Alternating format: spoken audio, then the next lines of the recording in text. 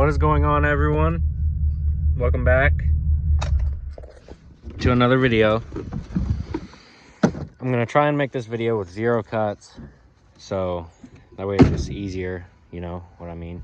So we're gonna go ahead and get into it. It's a 2003 GMC Sierra 2500 HD long-term review, 187,000 mile review, 21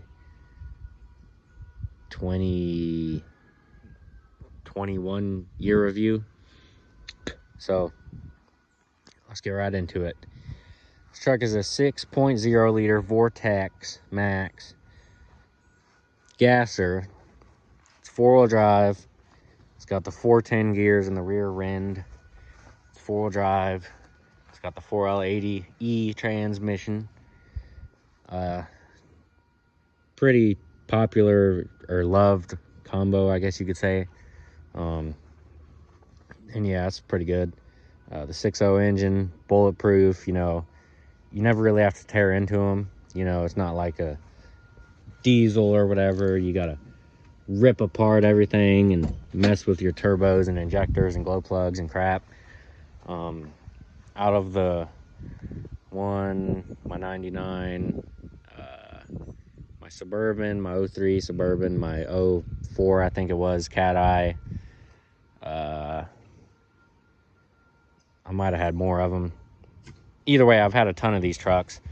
5.3s, 6.0s. Never had to really tear apart anything on the motor or mess with them, so. Bulletproof setup. This cover's not missing. Everything's there. It's untouched. Yeah. So that's all good. Solid engine. Transmission on this truck. This is the original engine. Never engine problem, like I said. Transmission on this truck. It's a 4L80E or whatever. And they say it's such a bulletproof, great transmission, and that it's better than the 4L60E. And I guess it is, but not really, because this truck has 187,000 on it, and it's towed trailers, it's towed goosenecks before, I think, and it's towed super long enclosed trailers with cars back from Florida and whatever, and me towing heavy dump trailers and equipment trailers. So it's done, you know, some towing in its life and been raw dogged a few times, but yeah, 187,000 and the transmission's going out. At first it clogged the filter so bad that the truck wouldn't move at all.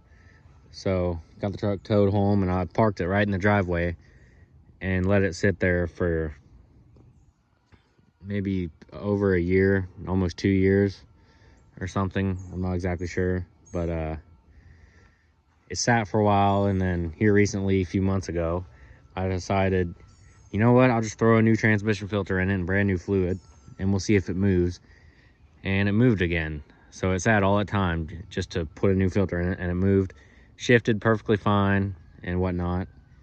But when you floor it, it would slip, you know, into the last gear. So still not perfect. So it's going to need a transmission here at some point. It's only going to hang on so long. I don't know. Might go like this for a while. But so I did another filter change here recently, and fluid changes, a couple fluid changes. And it still drives, you know, but it'll slip and act up every once in a while. But it goes through all the gears, though. It'll go into every single gear. It's just has some slipping into the last gears sometimes. And then only issue it's had since I fixed the transmission, because it's, you know, still gonna need a transmission. The speed sensor went bad, the cluster started messing up, and speedometer not working, and transmission was slipping absolutely terrible. And I replaced the speed sensor, so I was stupid, but I replaced that, and then just put brand new front brake pads on it because they were squeaking. So that's the only two things I've done to it since letting it sit all that time. And I've been driving it a lot these last couple months instead of my 7.3, and it's been good, reliable, and I've towed my 16-foot trailer with it, and it's done fine, even with the transmission on its last legs or whatever's wrong with it. So, yeah. Issues this truck's had over the years. I'm just gonna name everything I can think of. It's had the radiator replaced. It's had brand new starter put on it, which I don't think it even needed a starter. I think there was a different issue and we thought it was the starter and it wasn't, so that might have been for no reason, but it's AC Delco starter, so that's good to have on it. Good parts. Had the computer replaced for some reason because it wouldn't start with the key. You'd have to come out here and jump it off the fuse box to get the crank. So put a new computer in it. It was like in COVID, and mechanic was having trouble finding parts, so it's a used computer, so hopefully that don't give it no issues.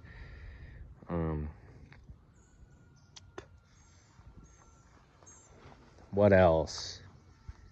Oh, the cluster gauges, you know, the typical issue, everything messing up on here.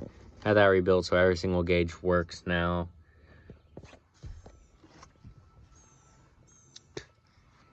These tires was put on at 172,000 miles, and they're about shot.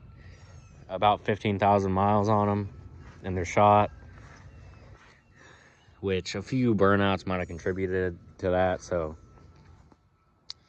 not super bad. They're horrible cheap tires, like I think $700-800, and they have a warranty on them, so I'm thinking about maybe going next week, or I might wait a little longer and get the new tires, because it's only $300 and I can get tires replaced again. Still the cheap tires, but if I take care of them, can probably get over 20,000, and 20,000 miles for $300 ain't bad on tires. So yeah, the body mounts on it probably need replaced. The running boards where they went in, like the body mounts all loose, so I think they need replaced.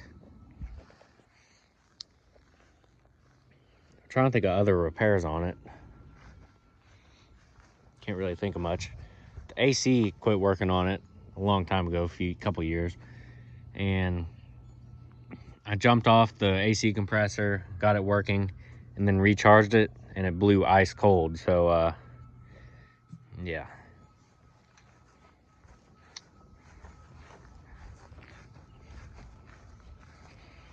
It had the plastic bed caps up here, they cracked up, so pulled those off. And then it had a bed mat over this perfect tailgate. The paint was perfect under that bed mat, but after a little bit of work hauling crap, cinder blocks and dirt, mulch, trees, whatever, ruined.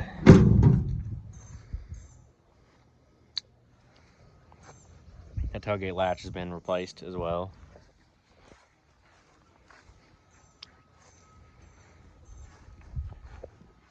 Really trying to think of what else. I can't think of nothing. What has gone wrong with this thing? Surely there's something else. I don't know. Either way, it's mostly problem free. You get the point. Not many repairs on it. Nothing too major. Super reliable. Although a transmission's $3,000 to rebuild, so that's kind of an inconvenience when that needs done. Here's how the interior is holding up. Exterior, as you saw, is holding up good.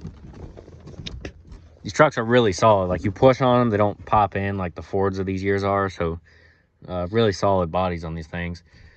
But look at this, it's an 03, and look how fancy the interior is. You have your direction and temperature screen, all these buttons. You got heated leather seats in here. You got memory seats. You got dual digital climate control. You have tons of features in the cluster. Steering wheel controls.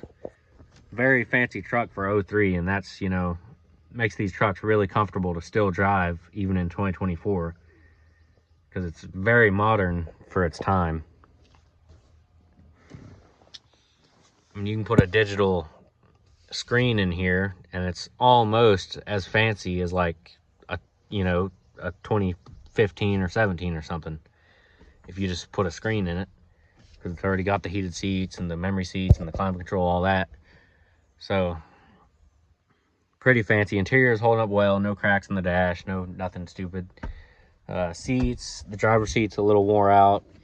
That's about it. Driver's seat's wore out, so I threw my seat cover off the passenger seat of my 7.3 in this truck because it didn't need it on that truck on the passenger side. So I threw it in here.